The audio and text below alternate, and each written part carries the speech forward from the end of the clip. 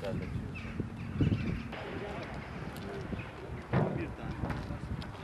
tane yenide sıkıntı var. Bir de eskide sıkıntı var.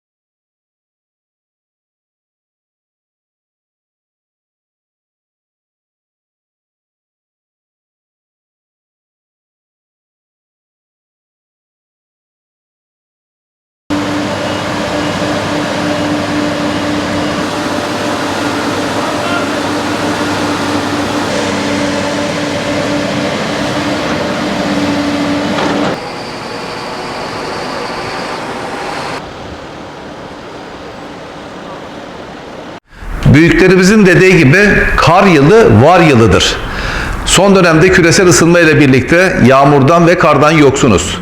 Bu bir nimet. Ancak bunun külfete dönüşmemesi adına biz çalışmalarımızı yaptık, hazırlıklarımızı tamamladık. Meteoroloji Genel Müdürlüğü'nden aldığımız bilgiye göre yarın itibariyle Gaziantep ve bölgesinde yoğun kar yağışı bekleniyor. Bu konuda tüm ekip arkadaşlarımızla birlikte hazırlıklarımızı yaptık, milletimizin hizmetindeyiz. Yaklaşık 600 arkadaşımız ve 100 araçla birlikte milletimizin hizmetinde olmaya devam edeceğiz. Karla mücadele noktasında ihtiyacımız olan tuz ve solüsyonlarımız hazır. Bu konuda arkadaşlarımız teknik donanımlarıyla birlikte bunları kullanacaklar. Vatandaşlarımızdan isteğimiz zorunlu olmadıkça trafiğe çıkmamaları, eğer mutlaka çıkmaları gerekiyorsa da öncelikli olarak toplu taşıma araçlarını kullanmaları. Bu konuda vatandaşlarımızın göstereceği hassasiyetle inşallah sorunsuz bir şekilde bu sıkıntıyı gidermiş olacağız. Bir yandan su kaynaklarımızın artmasını sağlamak adına, bitki örtüsünün korunması noktasında, tahılların bereketlenmesi adına kara, yağmura ihtiyacımız var. Ama diğer taraftan da şehir merkezinde yaşanan sıkıntıları ortadan gidermek adına da bizler milletimizin hizmetinde ekip arkadaşlarımızla birlikte çalışmaya devam edeceğiz.